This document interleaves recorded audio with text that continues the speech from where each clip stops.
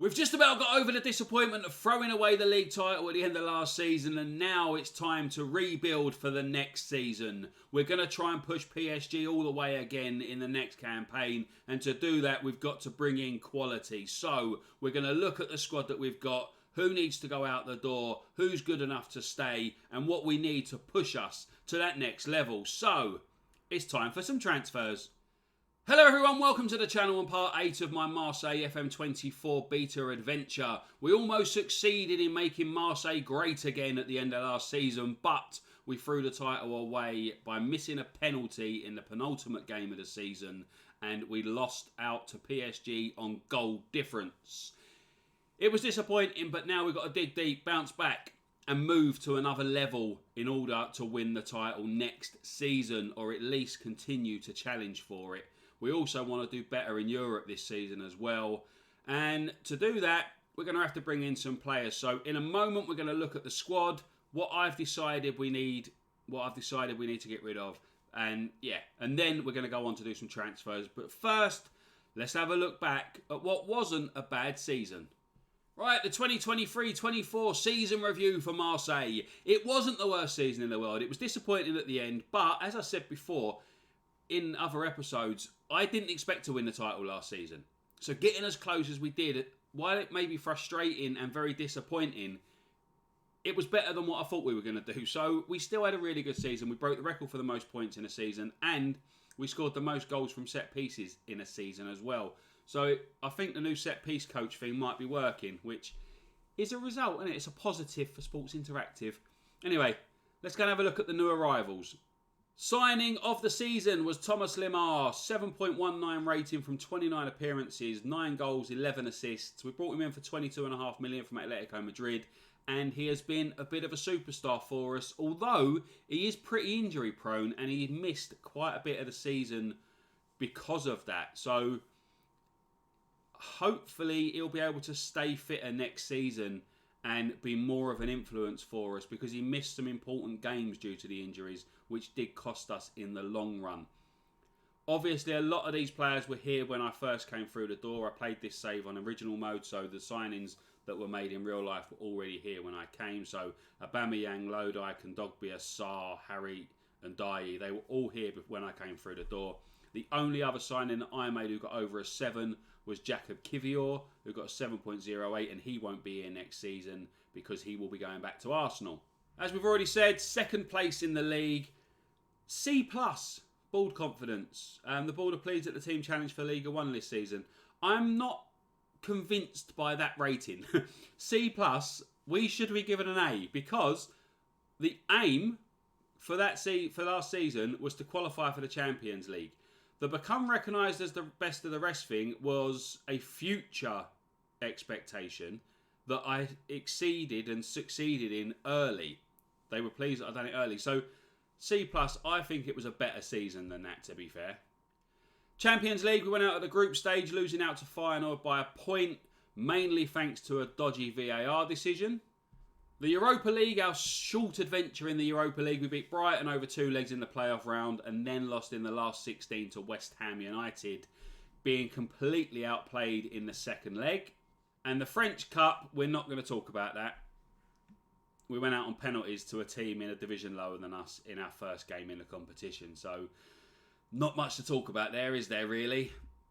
Moments to remember. The goal of the season was Jordan Veretout, which I showed in the last episode. Our match to remember, it says our 5-0 victory over Rennes. I would say the match to remember is when we absolutely outplayed and annihilated PSG, but maybe that's just my opinion. And our biggest win was a 6-1 victory over Strasbourg. The best 11 was Lopez, Klaus, Balerdi, Mbemba, Lodi, Kondogbia, Rongier, Aubameyang, and Dye, Lemar, and Vitinha. It says here my tactical style was wing play. It wasn't. I played gegenpress the entire season, and for some reason it says wing play. But, yeah. The only players under a 7 rating were Rongier and Dye there. I don't really know how Dye has made it into the team of the season, because he very rarely played. I started off the season with Amina Harriet in that position, and then we played Kjærgaard there quite a bit. Lemar played there a few times, And Dye was really just an impact sub for most of the season, so I'm not quite sure how he made the team of the season. Accolades. Thomas Lemar was our fans player of the season. Vitinha was the young player of the season. Signing of the season, as we already know, was Thomas Lemar. Goal of the season, as we already know, was Veretout. Top goal scorer Vitinha with 25 goals. Renan Lodi got the most assists with 14. And most player of the match awards was Vitinha with 7. The highest average rating was Pierre-Emerick Aubameyang with 7.2. And the most passes completed per 90 was 62 by Jacob Kivior. So that's how last season went. Let's go and make plans for next season, shall we? Firstly, by looking at the squad that we've got. Right, we've gone straight to the squad plan now to look at the depth that we've got and what I believe we need and where we need to improve. Our star rating did go up. Our overall star rating did go up through the season, but it's still only a 3 out of 5, so I could do with it going a bit higher than that, to be fair. If we're going to be challenging for the title again and challenging for European competition, we need to be better and we need to have more depth. In goal, Pau Lopez was our number 1 for the entire season. Ruben Blanco played a couple of times. Blanco wasn't very good, to be fair. The couple of times that I did see him, he wasn't very good, so I may get rid of him.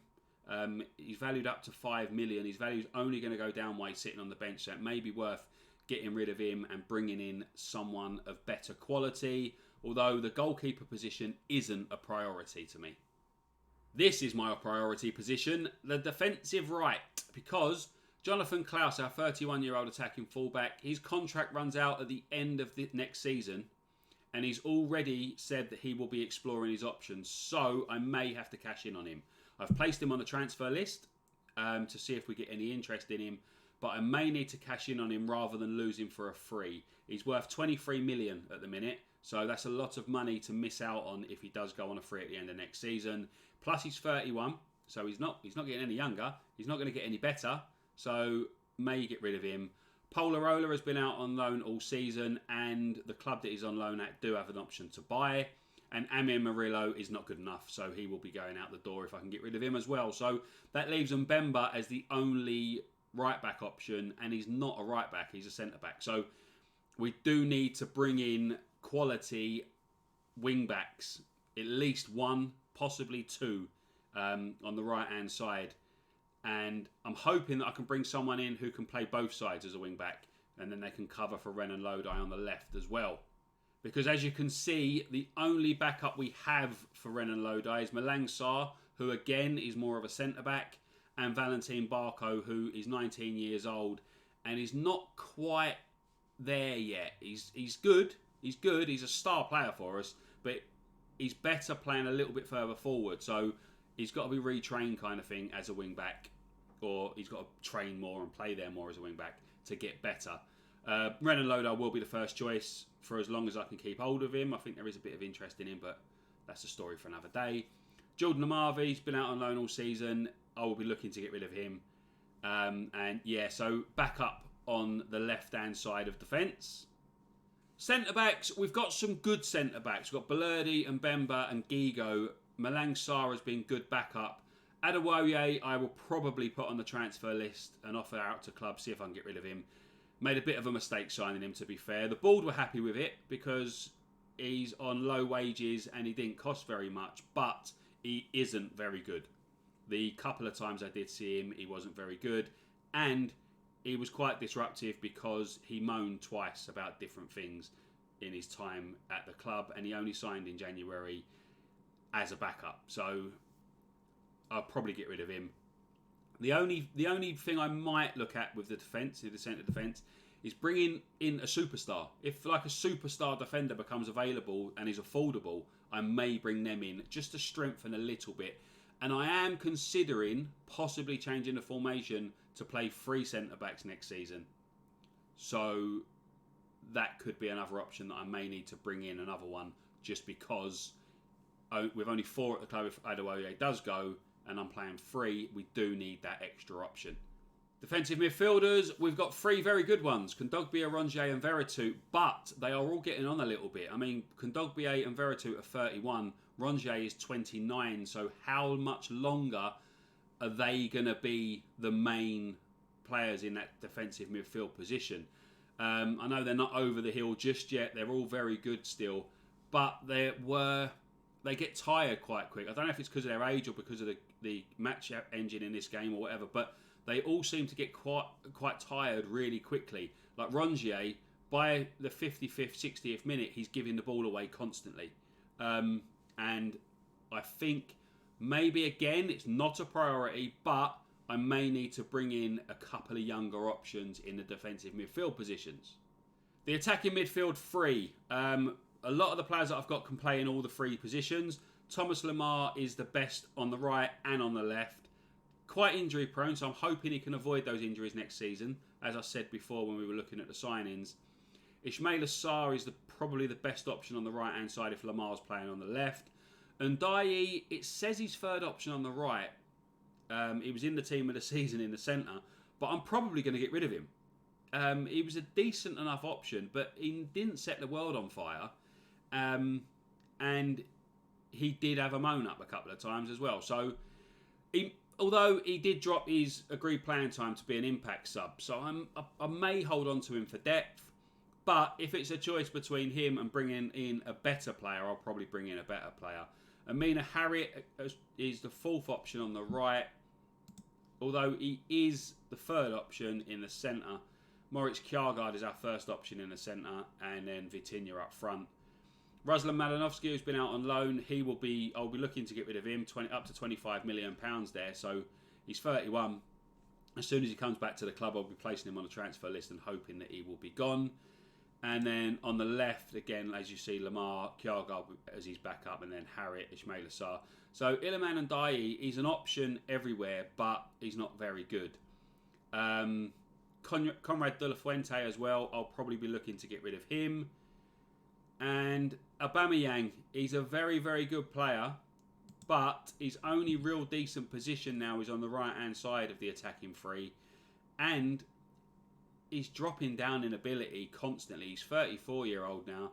He's a veteran. So while I'll probably keep hold of him, that £150,000 a week on the wages could be better spent. So depending on what happens, if offers come in for him, I may get rid of Aubameyang. I may get rid of him because he has taken up a lot of wages. He's the highest paid player at the club, and he's not really going to be a starting option, even though he's a regular starter. And as I said up front, Vitinha is my first option. Kjaergaard is there as the best option, but Vitinha is my main striker. Other than that, there isn't really much. Sarr and Dye and Aubameyang are down there as options, but I might look at bringing in a decent young backup for Vitinha and Kjaergaard. Like I said, Kjaergaard is probably going to be my attacking midfielder still, so I don't have an option up front if Kjaergaard's as the attacking midfielder and Vitinha's up front. I don't have that option to come on. I will be looking at the progress of the young players like Enzo Sternau, who was absolutely phenomenal for the under-19s, but I'm thinking he will probably need a season out on loan or in the B team. So that is what I've decided. We need to strengthen at right wing back. We need to look at bringing in a younger option in the defensive midfield area. We need to look at goalkeepers. If we can get someone in who's much better than what we've got, then I will bring him in. And back up possibly on the left wing back and up front. But we'll see what happens. The attacking positions I'm not too worried about. If the options come available to me, then I will go for it. As long as it's got to be the right player. And they've got to be very, very talented. They've got to be very talented. They've got to be a superstar. Otherwise, I'm not bothering. I'm not going to change a team that played very well last season in the attacking positions unless I get a superstar. It's the defensive area I'm more concerned about because we've got aging legs and we've got a lack of depth and stuff. So we did concede a lot of goals last season. So I'm going to focus on the defensive areas and see what happens. It's been a very long summer and it is still extremely difficult to sell and buy players in Football Manager. I thought with the new intermediaries and the transfer thing and all that they've done, I thought they were going to try and make it easier to sign players. Well, it's not. Teams still want far too much money for their players and they want to offer far too little for your players. For example, Jonathan Klaus asked for a transfer. He's agreed that we will accept a bid of £28 million or more. Manchester United want to sign him for 12.5 million and refuse to go above that. That's it. So we're not going to be able to sell him. He's going to get stuck at the club. There are like 8 or 9 different teams interested in him, but none of them want to actually pay any money for him. And then we went to sign a player. I can't remember who it was now, but anyway, their transfer value was 16 million. They were placed on the transfer list. I bid 16 million and they asked for a deal up to 26 million, I think it was, 25.5 million. It was a long, like, with installments and stuff like that. So they wanted like the money up front that they'd put, like the 16 million, they wanted that up front. Then they wanted installments that took it up to like 26 million pounds. So they wanted an extra 10 million on top. But he was on the transfer list. So it doesn't make sense. It's still the same as it always has been. It's still really, really difficult to sign players. Still difficult to get rid of players that you don't want unless you let them go for pretty much nothing. I have brought in 3 players. We've spent £52 million, I think. We've brought in 3 players and we've got rid of a few as well. The players that were out on loan last season, pretty much all of those have gone. And we've got rid of a couple of our squad players as well. But here we go. Here are the transfers that have been done, starting with the outgoings. We had a few players go at the end of their contract on free transfers on July the 1st, but the first player we received any money for was Matteo Guendouzi. The deal was already agreed before I came to the club. He spent the whole of last season at Lazio on loan, and the deal was made permanent for £11.25 million on July the 1st. Amir Murillo then left to go to Luton Town for £925,000. He wasn't going to play for me this season. He was getting worse. He's 28 years old. He was declining as a player. He wasn't very good in the first place. When he did play for me last season, he wasn't very good. He made 13 appearances for us last season, but I didn't realise he played that many, actually. I've just looked up on the corner of the screen. It says 13 times. But he wasn't the greatest player in the world, so I thought I'd get rid of him. I wanted to bring in another right back anyway, and Murillo weren't going to play, so we got rid of him for £925,000 to Luton Town. Conrad de la Fuente then went to Sporting Kansas City for £2.6 million. He was out on loan last season. He came back to the club, and I had no place for him, really. I had no place for him in the squad. And then he asked for a new contract for more money. I weren't going to pay more money for someone who wasn't going to be at the club or wasn't going to be playing for me. So we got a few loan offers in. I changed all of them to permanent offers. And the only one that was of any sort of decent money was Sporting Kansas City's £2.6 million. You'll see he's valued at 6.4 million, so we've probably underdone ourselves. But, like I said, you can't get the transfer value for your players anymore. You can't sell players. You've never been able to in Football Manager. You can't. Whatever your player is valued at, you're always going to get less money than that. Unless they are like a wonder kid or the best player in the league or something like that. You're not going to get the value for them. So we took £2.6 million to get rid of basically a backup player. Sean Adewoye, who I thought I was robbed when I paid £4.4 million for him, has gone to Wolverhampton Wanderers for up to £6 million. And it shows that the level of club you're playing at determines your value and your star rating. Because when he was with me, he wasn't valued at anything decent. He was like £3 million or something like that. I can't actually remember the exact amount he was valued at. But I thought I was robbed by paying £4.4 million for him. And he was like a 2.5 star current ability, 2.5 star potential ability. And he wasn't good enough. He wasn't good enough for our team. He only made 1 appearance in the league for us. 1 start, sorry. He made a couple off the bench as well. So I got rid of him. Wolverhampton Wanderers have paid a deal up to £6 million. I think it's £5 million up front, then another £1 million in add-ons. But his value's gone up to £19 million with them, and he's a 3.5 star current ability player. So it does determine what team a player's at, how much they're worth, and their star rating. But that was Adewoye has gone to Wolves for up to £6 million. Iliman Nadai has gone as well. He's gone to Al Qadsiya in Saudi Arabia for 10 mil.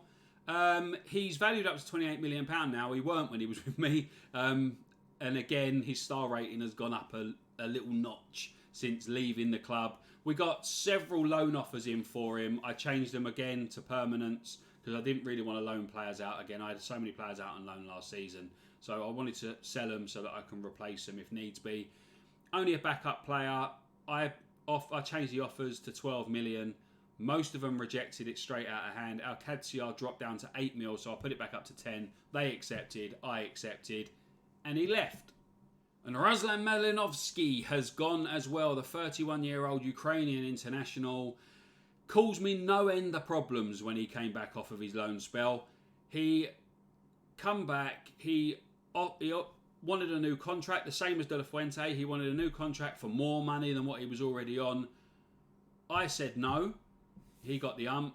So then I changed my mind. I said, okay, I'll offer you a new contract. Went into the contract negotiations, and he wanted too much. He wanted to be an important player. He wanted a massive pay rise. He wanted the world, basically. So I said no. I walked away. And then 7 first-team players sided with him and were angry that I wouldn't give him a new contract. So I had a good dressing room atmosphere. I've got a good team spirit going and stuff like that. And then Malinovsky comes back off of loan and ruins it all by demanding a new contract. And I weren't going to give him the new contract. So I let him go.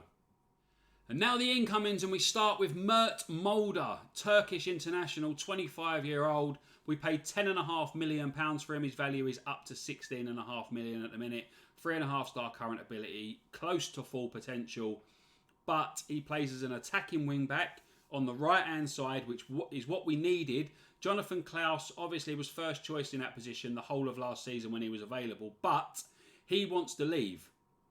He's already in his 30s. He wants to leave. We've had a couple of offers for him already. Like I said before, I'm not accepting anything less than about 25 million for him. But I've brought in a younger replacement, Mert Mulder. He's got some decent attributes. He's a decent enough player. He has already made his debut for me. We'll talk about that in a moment. He got a 7.4 rating in a game that we were awful in. According to the squad comparison, Jonathan Klaus is slightly better. But Mert Mulder's younger and is now my first choice right back or wing back. Morten Hjulmand has come in as well, £23 million from Sporting. He's a defensive midfielder, can play in the centre of midfield as well. He's a ball winner, he's a defensive midfielder. He's got some fantastic attributes like his teamwork, determination, aggression, natural fitness, his concentration, positioning, work rate. His mental attributes are absolutely brilliant, other than the fact that he has no real flair. But you don't really want any flair from a defensive midfielder, do you? He's got great mental attributes, great physical attributes. His passing, his marking, his long shots and first touch, his dribbling, his tackling, his technique. He is a brilliant all-round defensive midfielder / ball winner. And £23 million felt like a lot when I agreed the deal. But he's valued up to 42 million and he's better than what we've got in that position. And he's younger. He's 25 years old. Remember I said before that the 3 defensive midfield options that I had were all a little bit older. 25-year-old Danish international Morten Hjulmand is now going to be pretty much one of the first names on my team sheet. And the third and final signing that I've made so far is Bafode Diakite. I got the board to sort this transfer out because I didn't quite have enough money left in my transfer budget and wage budget. So 23-year-old French under-21 international, 3-star current ability. It says his potential ability is a leading Liga 1 player. He's a wide centre-back / ball-playing defender. We obviously don't play with wide centre-backs, but I did think, I said before, that I may change the formation at times to playing 3 centre-backs and push the wing-backs further up, or maybe play with wide midfielders and just the 3 centre-backs. So wide centre-backs will come into play then, and Bafode Diakite fits everything that we want. He's 23 years old. He's a potential leading Liga 1 player. We've paid, I think, 18 million for him, or 18.5 million for him, and he's valued up to 24 million. So he fits everything. He's got great mental, great physical, great technical attributes. He was absolutely awful on his debut for us, though. 5.9 he got. We're going to talk about that in a second, like I said. But he got a 5.9 rating, and he scored an own goal. So things can only get better for him. But he looks to be a very, very solid player, very good player. I said there'd already been a game, and it was played in Hartford, Connecticut at Rentschler Field for the Trophée des Champions normally between the league winners and the cup winners, but because PSG won them both, we finished second. we got the honour of getting absolutely annihilated. PSG were phenomenal from the first kick of the ball. They were 4-0 up at half-time with goals from Xavi Simons, Renato Sanchez, a Diakite own goal and Ousmane Dembele. Blew us away in the first half. We didn't get anywhere near them. We had one shot on goal in the entire first 45 minutes. Second half, we were a little bit more competitive. We did have a couple of chances, but we couldn't seem to string two passes together to get in that decent position. We got into the box a few times and it was a poor last ball, or the shot was easily held or something. Milan Skriniar scored the only goal of the second half for PSG as they went out 5-0 winners. The only player to come out of it for us with any real positive was Mert Mulder with a 7.4 rating. Bafode Diakite was the worst player on the pitch for us with 5.9 on his debut, but I think his rating was a little bit lower thanks to that own goal that he scored, which was a little bit unlucky, to be fair. Stuck his foot out as the ball come across, hit it, went in the back of the net. So I was more concerned with players like Ismail Assar, Vitinha, Aubameyang, Kjaergaard, players like that got 6s and 6.2s that underperformed, and they are my key players, or some of them are my key players for the squad. We did have players like Harriet and Lamar that were injured that need to come back in the squad for the season, so hopefully we will improve. But Veretout, Malang Sarr and Chancel Mbemba played better in the second half after coming on as substitutes. So they got the third best, or the second, third and fourth best ratings on the pitch behind Mert Mulder for our team. It was embarrassing. We got absolutely outplayed from start to finish. PSG looked so much better in that game than what they did last season. So I'm hoping that it was just a one-off and they aren't that much better this season, because otherwise they will just run away with the league and we won't be able to keep up. I mean, last season we threw it away at the last knock-ins. This season we might be blown away very, very quickly if PSG continue to play the way they did against us in the Trophée des Champions. But now that is over and done with, and we can look forward to the season. And our league season kicks off away from home against Clermont Foot before we welcome Strasbourg to the Stade Velodrome a week later. You will find out how we get on in those games and the next few league games as well to start the season in the next episode, because this episode has now come to an end. We've done our transfers, we've got to the eve of the new season starting. PSG have already got off to a winning start, by the way, so we're already chasing them. Hopefully we don't fall too far behind them in the early stages of the season. But anyway, that's going to wrap up this video. I hope you enjoyed it. Thank you very, very much for watching if you've got all this way. If you did, please do smash the like button. Let me know you enjoyed it. Subscribe to the channel if you haven't already. Hit the notification bell to know when future videos are going to be released. And I will see you all again next time. Bye-bye for now.